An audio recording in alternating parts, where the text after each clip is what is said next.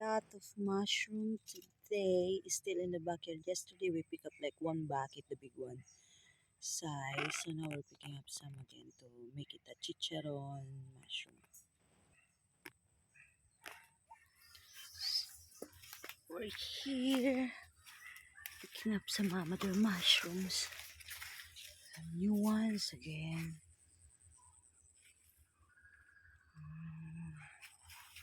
Go to this side.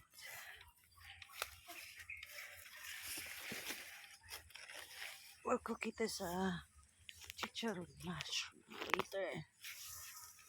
There it goes. So this is an oyster mushroom. Can be eaten.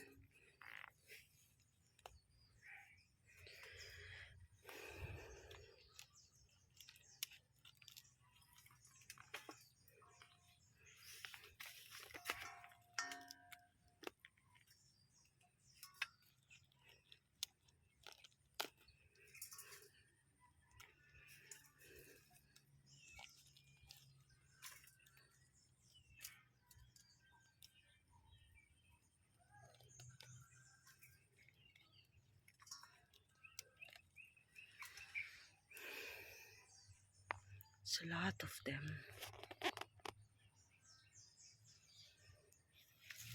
A big one. Wow. Look at that.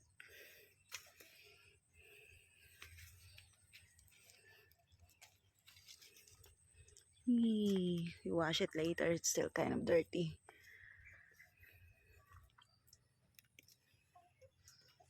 Look at that one.